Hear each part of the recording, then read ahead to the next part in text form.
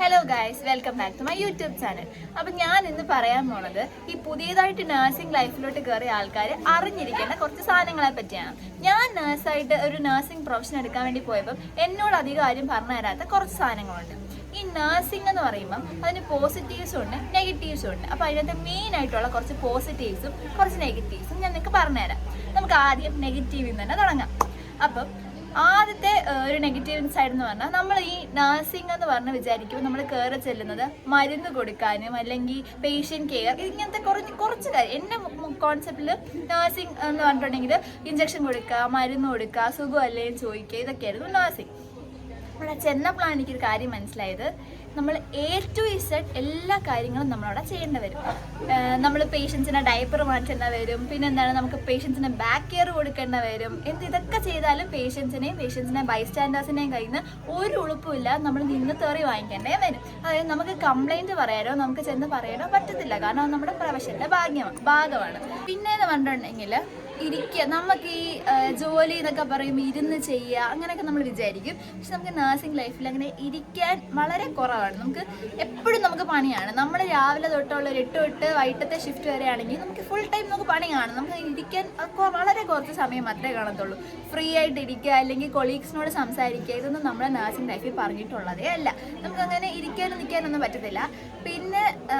പിന്നെ ഈ നഴ്സിംഗ് പഠിക്കാൻ പോകുന്ന പിള്ളേരോട് പറയുകയാണെങ്കിൽ ഈഗോയും ദേഷ്യവും വാശിയും ഒക്കെ വീട്ടിൽ വെച്ചിട്ട് വന്നാൽ മതി. ഇല്ലെങ്കിൽ അവിടെ ചെന്നാൽ പിടിച്ചിരിക്കാൻ പറ്റത്തില്ല. നമ്മൾ ചെയ്യാത്ത തെറ്റിന് വരെ നമ്മളവിടെ ചെന്ന് സോറി മാം, ഇനി റിപ്പീറ്റ് ചെയ്യത്തില്ല മാം എന്നൊക്കെ പറഞ്ഞുകൊണ്ടിരിക്കേണ്ട വരും. നമ്മുടെ ഭാഗത്ത് ശരിയാണെങ്കിലും നമ്മുടെ ഭാഗത്ത് തെറ്റാണെങ്കിലും നമ്മൾ എന്ത് പറയണം, സോറി പറഞ്ഞേ പറ്റുള്ളൂ. മിനിറ്റിന് മിനിറ്റ് നമ്മൾ എക്സ്പ്ലനേഷൻ ലെറ്റർ എഴുതേണ്ട വരും.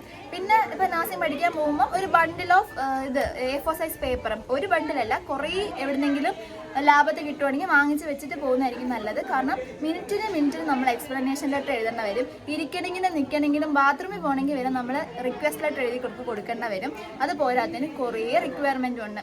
എഴുത്തെന്നൊക്കെ പറഞ്ഞിട്ടുണ്ടെങ്കിൽ ചെറിയ എഴുത്തൊന്നുമല്ല, നിറയെ എഴുതാനുണ്ട്, കൈ കഴിക്കും. എന്നാലും നമ്മൾ അവർ പറയുന്ന ഡ്യൂ ഡേറ്റിന് ആ സാധനം വെച്ചിരിക്കണം.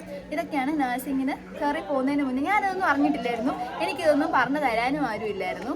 അതുകൊണ്ട് പിന്നെ ഈ ഉറക്കത്തെ സ്നേഹിക്കുന്നവരുണ്ടെങ്കിൽ, ഞാനൊക്കെ ഭയങ്കരമായിട്ട് ഉറക്കത്തെ അഗാധമായി പ്രണയിച്ചിരുന്നൊരു വ്യക്തിയാണ്. പക്ഷെ അതൊക്കെ മാറ്റി വീട്ടിൽ വെച്ചിട്ട് പോവുക. ഉറക്കം നമുക്ക് നമ്മുടെ ഷെഡ്യൂൾ അനുസരിച്ച് കിട്ടത്തില്ല, നമ്മുടെ റിക്വയർമെൻറ്റിൻ്റെ രീതി അനുസരിച്ചായിരിക്കും നമുക്ക് ഉറക്കം കിട്ടുന്നത്. ഇനി പോസിറ്റീവ് സൈഡ് എന്ന് പറഞ്ഞിട്ടുണ്ടെങ്കിൽ, ഞാൻ കേരളത്തിലാണ് പഠിക്കുന്നത്, ഞാൻ ഓൾറെഡി പറഞ്ഞു. അപ്പോൾ എനിക്ക് കുറേ സ്ഥലങ്ങളിൽ പോസ്റ്റിംഗ് കിട്ടും. അതിനകത്ത് ഏറ്റവും മെമ്മറബിൾ ആയിട്ടുള്ളൊരു പോസ്റ്റിംഗ് ആയിരുന്നു ഊളംപാറ പോസ്റ്റിംഗ്.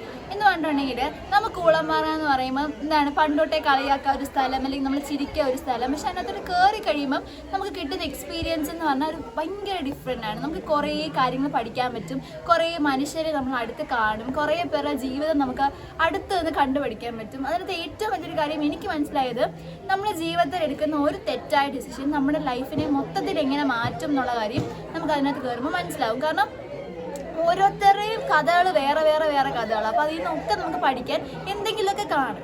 പിന്നെ നമുക്ക് വേറെ കുറേ തൈക്കാട് പോസ്റ്റിംഗ് ഉണ്ട്. അപ്പം ഈ മെറ്റേണൽ നമുക്കൊരു കാര്യം നമ്മുടെ ബോഡിയിൽ എന്തെങ്കിലും ഒരു ചേഞ്ച് വന്നാൽ നമുക്ക് പെട്ടെന്ന് മനസ്സിലാവും, ഓ അപ്പോൾ ഇതാണല്ലേ. ഓവർ തിങ്കും ചെയ്യും, അതൊരു നെഗറ്റീവ് സൈഡാണ്. ഒരു കുഞ്ഞു സാധനം വന്നാൽ ദൈവമേ ക്യാൻസർ ആണോ എന്ന് വരെ നമ്മളൊക്കെ വിചാരിക്കും. പക്ഷെ അതല്ലാണ്ട് തന്നെ ഏകദേശമൊക്കെ കുറച്ചൊക്കെ കാര്യങ്ങൾ നമുക്ക് ഒരാൾ പറയുമ്പം മനസ്സിലാവും, നമുക്കത് പറഞ്ഞു കൊടുക്കാൻ പറ്റും. അതൊരു വലിയ നല്ല സൈഡാണ്. പിന്നെ എല്ലാവർക്കും അറിയുന്ന ജോബ് ഓപ്പർച്യൂണിറ്റീസ് കുറേ ഉണ്ട്.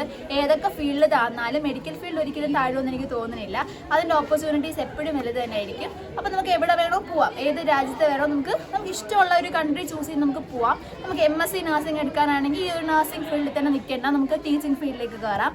അങ്ങനെ കുറേ ഓപ്പർച്യൂണിറ്റീസും കുറേ നല്ല കാര്യങ്ങളും ഉള്ളൊരു ഫീൽഡ് തന്നെയാണ് നഴ്സിംഗ്. അതേപോലെ തന്നെ കയറുന്നതിന് മുന്നേ നമ്മൾ നമ്മുടെ മൈൻഡിനെ സെറ്റ് ചെയ്ത് വെക്കേണ്ട വേറെ കുറച്ച് കാര്യങ്ങളും ഉണ്ട്. കുറച്ചൊരു എനിക്കൊന്ന് നേഴ്സായിട്ട് നിൽക്കുന്നതിനേക്കാളുള്ള ഒരു സ്റ്റുഡൻറ്റ് പീരീഡ് ഒരു ഇച്ചിരി ഡിഫിക്കൽട്ടാണ്.